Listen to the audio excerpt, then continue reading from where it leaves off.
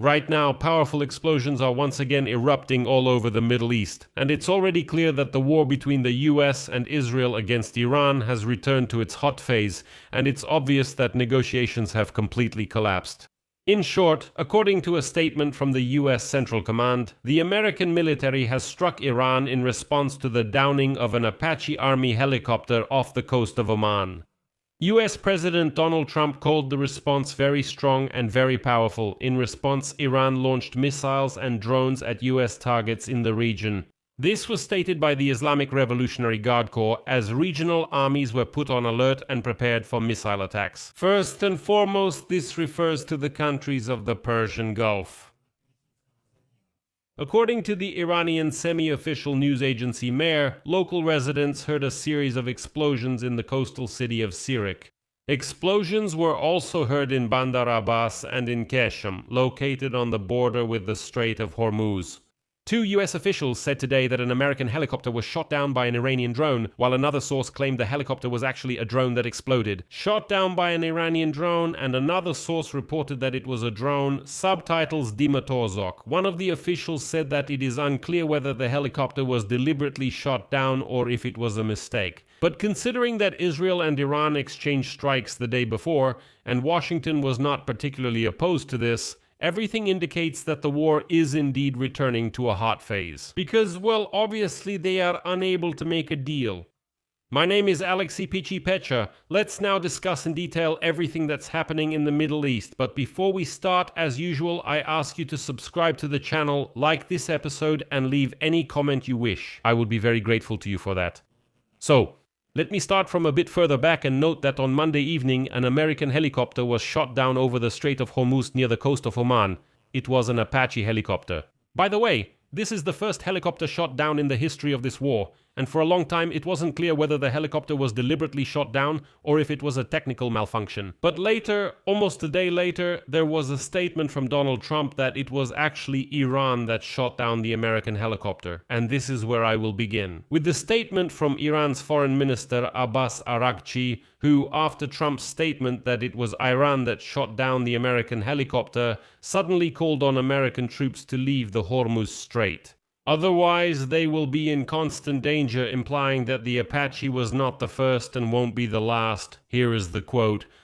Foreign forces near our territory are constantly at risk due to their own human errors, accidental incidents, or the potential of being caught in crossfire. Getting caught in crossfire. To reduce the risk, the best solution is for foreign troops to leave as soon as possible, since this environment will never be hospitable to a hostile presence. In addition, Abbas Araghchi added that although Tehran prefers the language of diplomacy, as our brave warriors have shown the world, we also know how to speak other languages.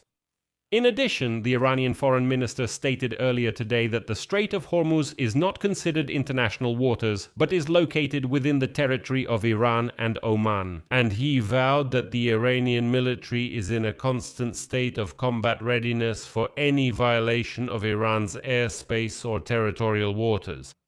I should note here that it was actually an American Apache helicopter that was carrying out a mission to blockade Iran in the Strait of Hormuz.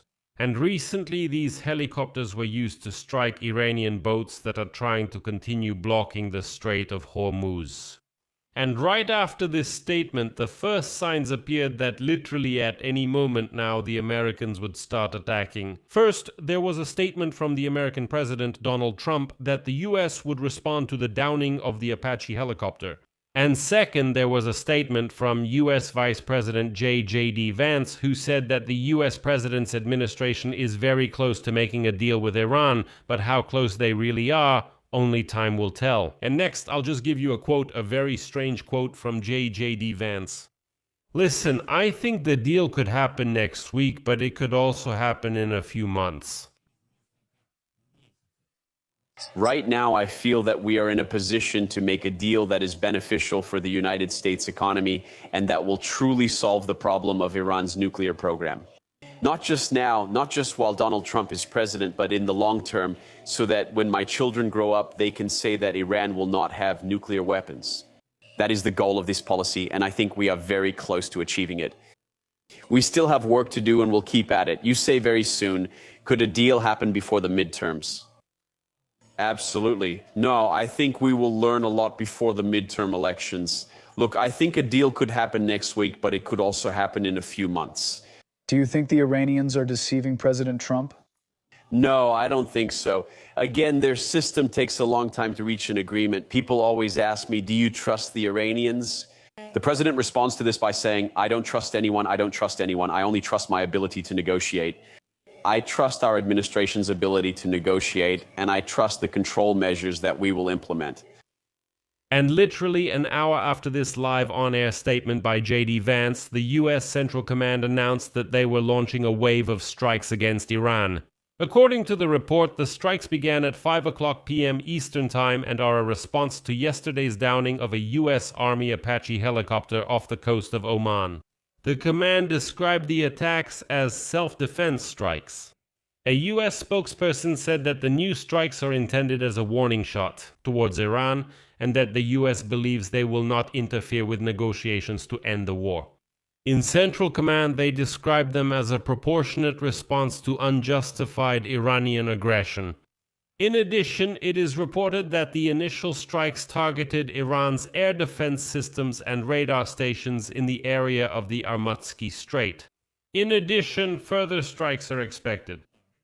A source familiar with the circumstances of the downing of the American helicopter reported that it was an Iranian Shahed drone that shot it down on Monday. But they waited almost a whole day to sort this out for sure, and Trump was preparing an order to strike Iran. According to President Donald Trump's statement, the two helicopter pilots were not injured and they were rescued by an unmanned U.S. boat. The Apache attack helicopters used by the U.S. and other participating countries such as the United Arab Emirates and Saudi Arabia are armed with a 30mm automatic cannon and relatively inexpensive missiles, which made them a valuable and cost-effective means of defense against Iranian drones during this conflict. A little later, the Iranian news agency Mehr reported that a series of explosions could indeed be heard. In particular, explosions were heard in Bandar Abbas and on Qasem Island, which are located in the Strait of Hormuz. And now, US President Donald Trump stated that the US response to the American helicopter shot down by Iran was very strong and powerful. Quote, I think it's very important to respond. They shot down a helicopter and we are responding right now. This is a response to what they did to our helicopter last night. And I believe that the response should be very strong and very powerful, and that's exactly what it is. And right after that, Iran announced that it would not leave a single attack unanswered. And immediately, Iran launched missiles and drones at U.S. targets in the region. This was reported by the Islamic Revolutionary Guard Corps. This statement came after the U.S. announced retaliatory strikes against Iran for the downed helicopter. And it was indeed confirmed that explosions were heard in the Iranian cities of Sirik and Minab as well as on Qasem Island. The governor of Minab later clarified in a statement that, quote, there were no reports of an attack on the city itself. The sounds of explosions that were heard in the city, which is located inland, actually came from the coastal area bordering the Strait of Hormuz and not from Minab district itself. What I mean is, it was more of an echo of the sound since the strikes were along the coast. I see. And after that, Iran's Foreign Minister Abbas Araghchi stated that not a single attack from the United States would go unanswered. And I'll quote him further. Despite their defeat on the battlefield, the United States decided to test their resolve. Our powerful armed forces will not leave any attack or threat unanswered. If you want to be safe, leave our region. And don't forget that before this attack, there was a certain conflict between Donald Trump and Benjamin Netanyahu. And today, the Prime Minister of Israel stated in an interview with the Jerusalem Post that Israel might find itself in a situation where it has to confront Iran alone without the support of the US. As the publication writes, there is growing concern in Jerusalem that US President Donald Trump may not give Israel the green light in response to Iranian attacks, even in the form of a limited or symbolic strike. We may have to strike without American support despite all the associated costs, Netanyahu stated.